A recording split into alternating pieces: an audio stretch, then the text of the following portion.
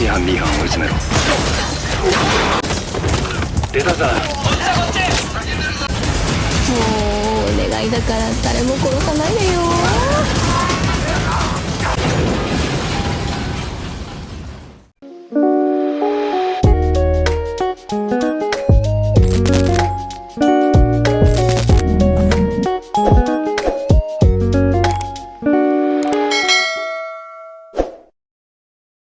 Halo, kali ini kita akan membahas film yang berjudul The Fable, The Killer Who Doesn't Kill. Film ini rilis pada tahun 2021 dan merupakan sequel dari film dengan judul yang sama yang menceritakan tentang pria bernama Sato, seorang urban legend atau pembunuh bayaran legendaris yang dimana ia dapat membunuh musuhnya dengan tingkat akurasi serangan on target, insting membunuh jauh di atas rata-rata, talent prediksi, serta panca indera yang tajam yang mampu membunuh lawannya kurang dari 6 detik. Oleh karena itu, film ini diberi judul The Fable, The Killer Who Doesn't Kill, mitos pembunuh yang tidak bisa dibunuh. Seperti apa kelanjutan dan keseruan kisahnya? Ikuti terus video ini sampai habis dan selamat menyaksikan.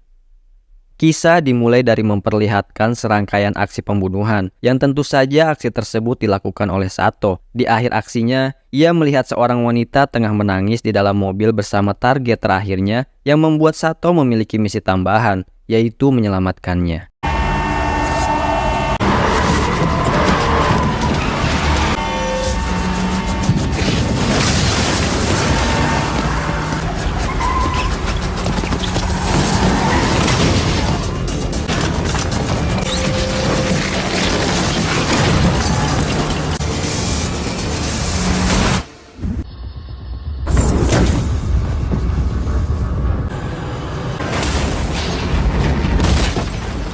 Empat tahun setelahnya, pria parubaya ini adalah Utsubo. Ia merupakan salah satu target yang tadinya harus dibunuh oleh Sato dan merupakan tokoh antagonis dalam film ini. Ia adalah seorang kriminal yang menutupi perbuatannya dengan bekerja di sebuah perusahaan dalam bidang perlindungan anak. Sementara wanita cantik ini adalah Hinako. Ia merupakan anak yang suka menentang kedua orang tuanya. Bahkan ia pun sudah beberapa kali kabur dari rumah karena kecewa dengan kedua orang tuanya. Setelah kabur dari rumah, Hinako diculik oleh adiknya Utsubo untuk dijadikannya seorang pekerja prostitusi. Tapi naas, pada saat itu Hinako melihat sosok The Fable yang membunuh adik kandung Utsubo dengan mata kepalanya sendiri dan mengakibatkan kendaraan yang dikendarai oleh mereka lepas kendali dan Hinako menjadi lumpuh karena kecelakaan di awal film. Utsubo sensei, 今回のお話も良かったですわ。よっ、さっきは面白かった？ほら。Kebaikannya kepada anak kecil tadi hanyalah sebuah topeng pencitraan saja untuk menutupi semua bisnis gelap daun mudanya, yang ternyata ia adalah seorang yang sangat dingin, licik, dan kejam. Bahkan ia tidak akan sungkan untuk langsung menghilangkan orang yang berani menghalangi jalannya. Seperti pemuda satu ini, ia menjadi korban untuk Utsubo bisa mendapatkan uang dengan cepat dengan cara memeras harta keluarganya, dengan memberitahu orang tuanya bahwa anaknya sedang mendapat masalah di luar, agar ia bisa mendapatkan uang tebusan. Namun ketika ia sudah mendapatkan uang tersebut, Sandra bukannya dibebaskan, malah dibunuh dengan dalih agar tidak ribet dan repot. おお、学ぶ。自尊心が自尊になるんだよ。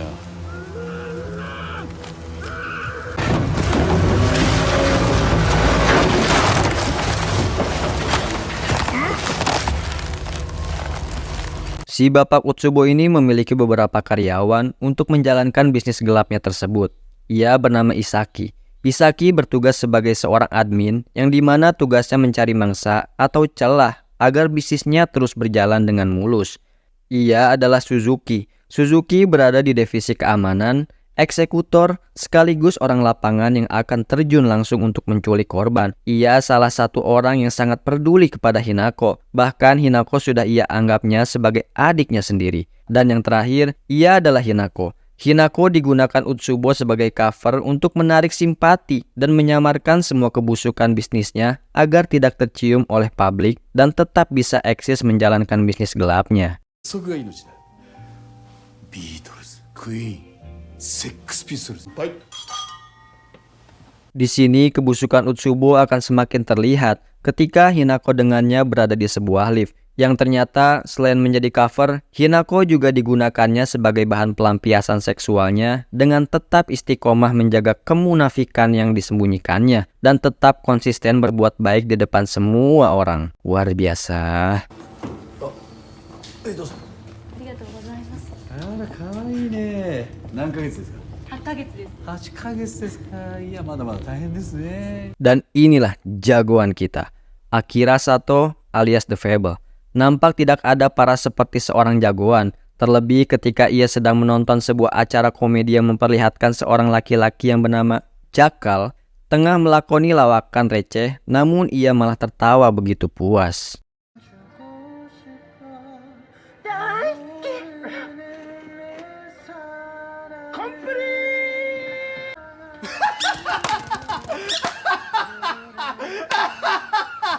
Sato bekerja di sebuah percetakan. Ia memiliki 3 teman kerja. Ia adalah si bos yang memiliki tempat percetakan tempat Sato bekerja.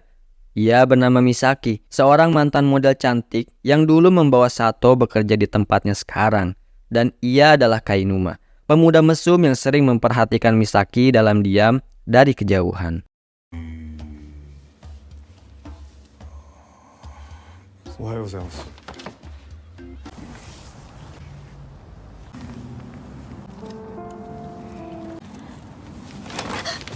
Setelah 4 tahun berlalu, kini takdir mempertemukan mereka berdua kembali. Terlihat Sato yang sedang memperhatikan Hinako saat sedang melakukan terapi. Lalu Sato pun datang untuk menyemangatinya dan mengatakan bahwa Hinako akan bisa berjalan kembali. Lantaran Hinako belum mengenal sosok Sato, Hinako pun pergi dan melaporkan Sato kepada seniornya Suzuki bahwa ada seorang penguntit yang mengikuti dirinya. ってことにして俺が追っ払ってやるよ。お前の安全を守るのも俺。ありがとう。別にいいのに。 Sato tinggal bersama rekan perempuannya yang bernama Yoko Sato. Kita panggil saja Yoko. Jika kalian sudah menonton film pertamanya, Yoko bukanlah adik kandung Sato dan mereka tidak memiliki hubungan darah sama sekali. Melainkan Yoko dan Sato diperintahkan oleh sang guru untuk cuti kerja sebagai pembunuh bayaran dan berbaur dengan masyarakat. Sato pun menceritakan kepada Yoko tentang pertemuannya dengan Hinako di taman. Yoko yang memiliki ingatan yang begitu gila dan tajam pun dipinta untuk menyebutkan semua kejadian pembunuhan di Tokyo pada Desember 4 tahun lalu. Layaknya ingatan seorang perempuan yang sudah disakiti oleh buaya, ia pun mengingat semua kejadian dan menyebutkannya satu persatu secara detail. 12月19日、新宿区犬の散歩中に違う。 12月20日、港区立体駐車場でそれや。無職川平健二28歳が車の中で何者かに首を切ら、その後車は暴走、駐車場のサバヒナコ16歳。 Beberapa hari berlalu, Sato yang tengah kerja pun merasa tidak fokus karena terus dihantui rasa bersalah kepada Hinako yang membuatnya tidak bisa berjalan. Sepulangnya dari pekerjaan, Sato pun memutuskan untuk mendatangi Hinako kembali dan ingin melihat Hinako yang sedang melakukan terapi untuk memberinya semangat. Namun sayangnya, Sato tidak melihat Hinako. Ketika ia tengah duduk, datanglah Suzuki yang mengaku sebagai kakaknya dan memberitahu Sato untuk tidak datang kembali ke tempat ini. 車椅子の子両方俺はそいつの兄貴だ。妹に近づくんじゃねえぞ変態。変態なのか。 Hari pun berlalu. Dari sini, awal mula semua rantai dan pola kejahatan kelompok mafia terungkap oleh Sato. Di saat Sato tengah bekerja, ia pun diperintahkan oleh si bos untuk mengantarkan pesanan kepada salah seorang kliennya yang ternyata kliennya tersebut adalah Utsubo yang merupakan target terakhirnya yang harus ia bunuh. Dan yang lebih mengejutkannya lagi, ternyata Hinako dan Utsubo tinggal di satu rumah yang sama. 知り合いか？まあ何かの縁なのか。危なっかしく頑張ってるのを見かけてつい。できないやつが何本当にできるやつは何を言われてもやり遂げるからな。Di sisi lain, Misaki yang ingin pulang ke rumahnya pun didatangi oleh Utsubo dan Isaki yang tengah berpura-pura menjadi seorang teknisi pemeriksa keamanan rumah dari kamera tersembunyi, yang justru padahal mereka berdua berniat jahat kepada Isaki dengan cara memasangkan kamera tersembunyi di bagian tertentu dan memanfaatkan kejahatan orang lain untuk mengambil keuntungan sendiri. 皆さん大抵そうおっしゃるんですが、そういう方に限って部屋に仕掛け Yang ternyata Kainuma, teman kerja satu kantor Misaki, selalu memperhatikannya. Terbukti di kamarnya Kainuma terdapat banyak sekali foto Misaki sewaktu masih menjadi model. Dan yang lebih parahnya lagi, Kainuma pun selalu melakukan olahraga senam 5 jari dengan menggunakan foto Misaki sebagai bahan imajinasinya. Woi.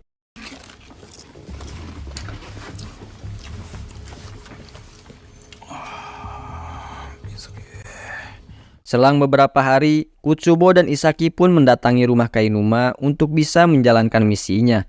Mereka menjadikan Kainuma sebagai kambing hitam untuk bisa memeras uang keluarganya dengan mengatakan bahwa Kainuma telah memasang CCTV di rumah Misaki yang padahal itu bukanlah perbuatannya. Namun karena mereka memperlihatkan sebuah rekaman yang memperlihatkan Misaki sedang mandi pun menjadi barang bukti palsu, yang membuat ibu Kainuma mau tidak mau harus mengeluarkan uang damai yang begitu banyak agar kasus anaknya tidak dibawa ke ranah hukum.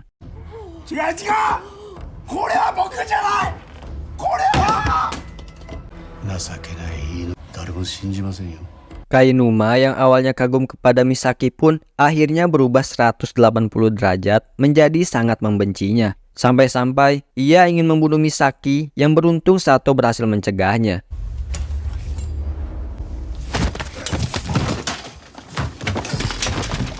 Merasa tak terima dengan apa yang telah menimpanya, Kainuma pun pergi melarikan diri. Sato yang melihat rekan kerjanya sedang tidak baik-baik saja pun mengejarnya. Namun entah seperti apa kejadiannya, Kainuma berhasil terculik oleh Suzuki, anak buah Utsubo. Alasan mereka menculik Kainuma adalah untuk menghilangkan barang bukti agar Kainuma tidak melaporkan kejadian ini kepada polisi. Modus yang digunakan oleh kelompok Utsubo sama seperti pemuda yang dibunuh di awal film, hanya untuk memeras harta keluarganya saja.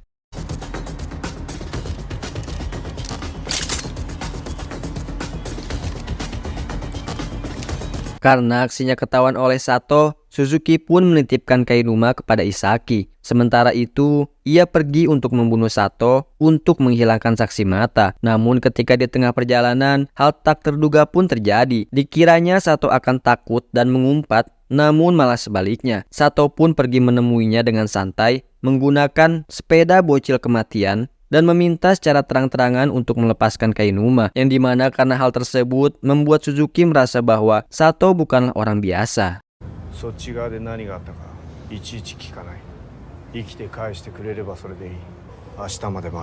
Balik kepada Isaki yang tengah memaksa Kainuma untuk buka mulut perihal tempat di mana Sato tinggal, yang ketika Isaki dan Suzuki telah mengetahui membuatnya tambah semakin yakin bahwa Sato bukanlah orang sembarangan. Pasalnya, tempat yang dihuni oleh Sato adalah asrama yang dikelola oleh kelompok besar Yakuza. Isaki yang tengah kebelet kiih pun keluar dari mobil dan meninggalkan Kainuma yang kepalanya tertutup oleh sarung, pun berhasil untuk melarikan diri dengan mengumpat di bawah mobil. Yang ketika Isaki ingin pergi, tanpa disengaja Kainuma terlindas dan mati di tempat.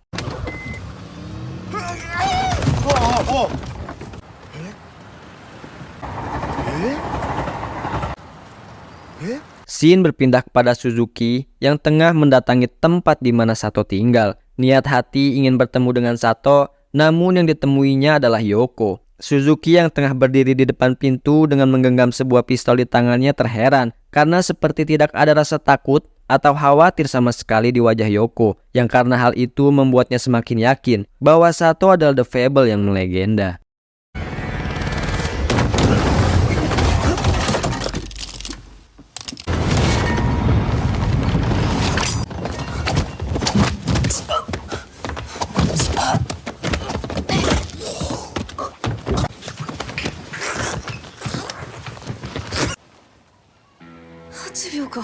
Ketika Sato pulang, nampak Suzuki yang tengah terikat dengan raut yang nampak senang walau habis dihajar oleh Yoko, karena telah mengetahui dan melihat dengan mata kepalanya sendiri langsung tentang sosok yang ramai diperbincangkan oleh masyarakat, yakni The Fable. Akan tetapi kesenangannya pun tidak berjalan lama. Ini akan menjadi momentum yang paling ia akan ingat tatkala Sato mengetahui Kainuma telah tewas karena kecerobohan temannya, yaitu Isaki. Lantas Sato pun menyuruhnya untuk diam sambil mendatanginya dengan membawa sebuah pisau di tangannya yang ternyata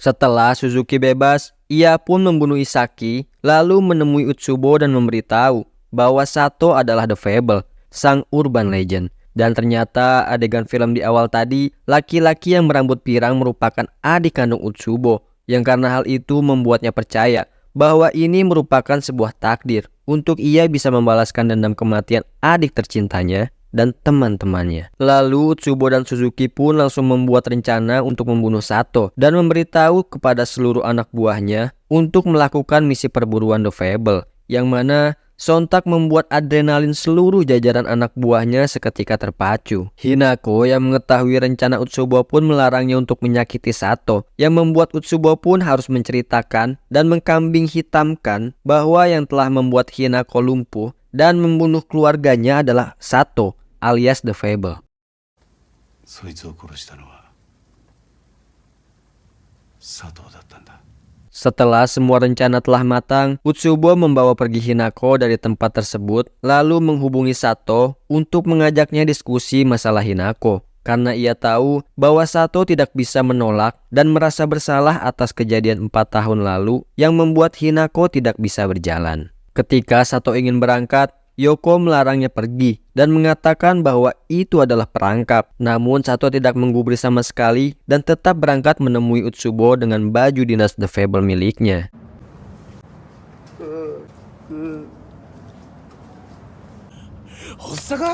Ketika ia telah sampai di kediaman Utsubo dan ingin membuka pintu, lalu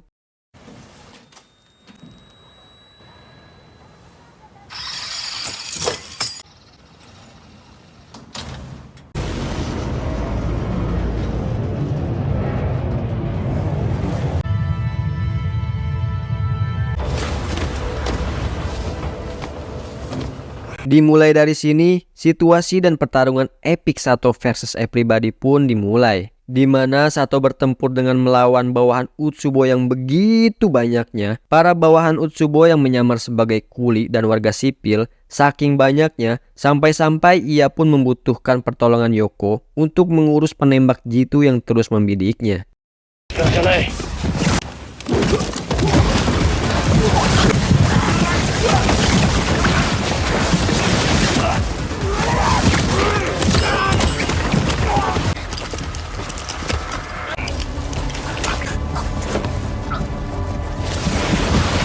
Jika kalian sudah menonton film pertamanya, peluru yang digunakan oleh Sato adalah peluru hasil modifikasi. Jadi peluru tersebut tidak akan bisa digunakan untuk membunuh, melainkan hanya untuk melumpuhkan saja. Tak berselang lama, Sato pun dihubungi oleh Utsubo bahwa terdapat seorang bocil, gadis yang tidak bisa mendengar di kamar 3108, yang dimana ketika Utsubo dan Hinako ingin pergi dari tempat tersebut, ia telah memberikannya sebuah hadiah di tas milik bocil tersebut berupa sebuah bom untuk mengecoh dan mengalihkan perhatian Sato. Yang karena hal tersebut, mau tidak mau Sato harus menyelamatkan bocil tersebut. Namun jalan menuju tempat anak kecil sangatlah begitu berat. Ia harus berurusan dengan para keroco mafia yang begitu banyak. そのまま出たか。行け行け、挟め、仕留めろ、焦るな。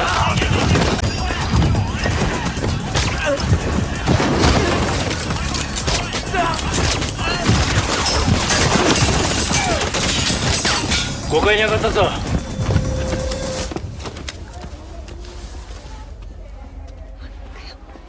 Maklumnya seorang anak kecil yang polos ditambah tidak dapat mendengar, anak kecil tersebut pun berlari keluar untuk mengejar balon. Namun ketika ingin menyelamatkannya, Sato dihadapkan oleh seorang penjahat yang kemampuannya hampir setara dengannya, sehingga pertarungan sengit pun tidak bisa dihindarkan. Ditambah, ia pun tengah dibidik oleh sniper, si penembak jitu yang membuat fokusnya terbagi.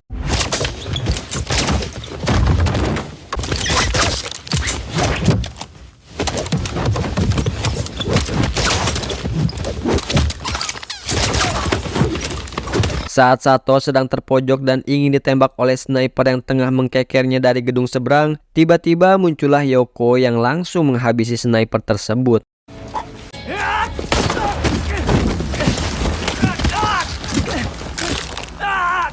Lalu setelah melumpuhkan sniper, Yoko pun memberitahu Sato bahwa anak kecil yang menjadi target penyelamatannya sedang mengejar balon di ujung konstruksi. Ternyata selama bertarung tadi, Sato menggenggam sebuah bom di tangannya yang pantas saja ia bertarung dengan tidak leluasa. Lalu Sato pun melepaskan pelatuk bom yang ada di tangannya untuk meruntuhkan dan sekaligus menghabisi musuhnya hingga wipe out dan mengejar anak kecil tersebut.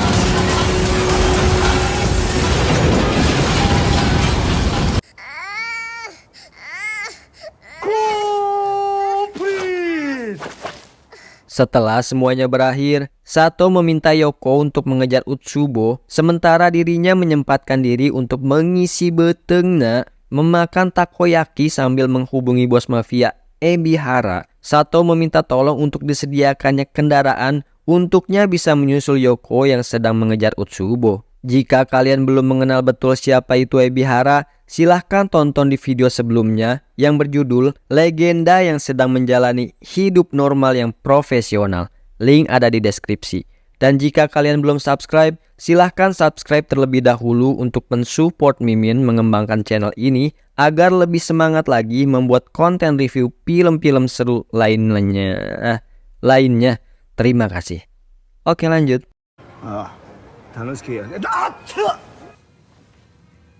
Yoko yang sedang melintasi jalan untuk mengejar Utsubo pun bertemu dengan Suzuki, yang dimana ia tertipu oleh trik yang dibuat oleh Suzuki dan dibawanya ke hadapan Utsubo. Setelah Yoko diikat, Hinako yang tengah duduk santuy pun diberi sebuah pistol oleh Utsubo untuk membunuh Yoko, rekan dari Sato yang telah membunuh kedua orang tuanya. Lalu tiba-tiba...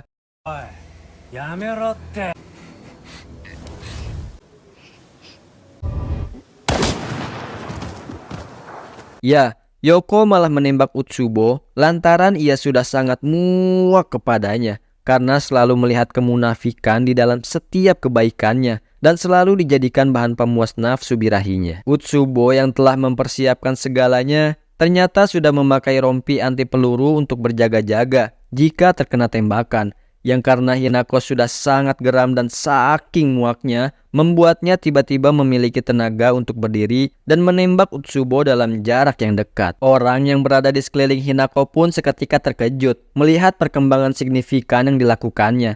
Utsubo pun memberitahunya bahwa Hinako sudah menginjak ranjau yang diperuntukkan untuk Sato, yang karena saking kesalnya ia pun memberitahu bahwa yang telah membunuh kedua orang tuanya bukanlah Sato, melainkan dirinya, si Utsubo, agar ia dapat memiliki Hinako sepenuhnya. Setelah usaha besar yang dilakukannya dan kenyataan pahit yang sudah ia dengar, Hinako pun mengeluarkan sisa-sisa tenaganya untuk menembak. Namun sayang, tubuhnya tidak bisa menahan kuatnya hentakan pistol yang membuatnya terlontar. Beruntungnya ketika ia ingin jatuh, tiba-tiba muncullah Sato yang datang menangkap Hinako agar pijakannya tidak melepas ranjau yang diperuntukkan untuknya.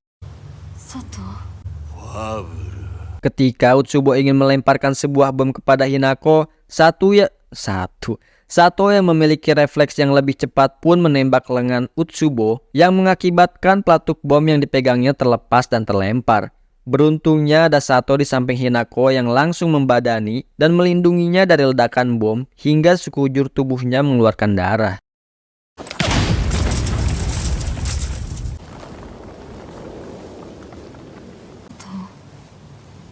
まあ問題ない。 Suzuki yang melihat ketulusan Sato kepada Hinako pun akhirnya memutuskan untuk bekerja sama dengan Sato untuk menyelamatkan Hinako dan melepaskan pijakannya dari ranjau dengan menarik kakinya secepat mungkin lalu menutupi ledakan menggunakan ekskavator.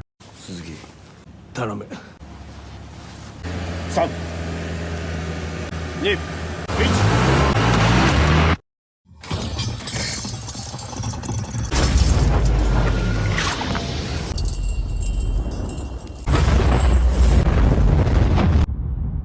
Setelah penyelamatan Hinako berhasil, lalu Utsubo pun melemparkan sebuah bom, yang karena hal itu membuat Suzuki langsung refleks menembak pistol ke arahnya yang tepat headshot mengenai kepalanya.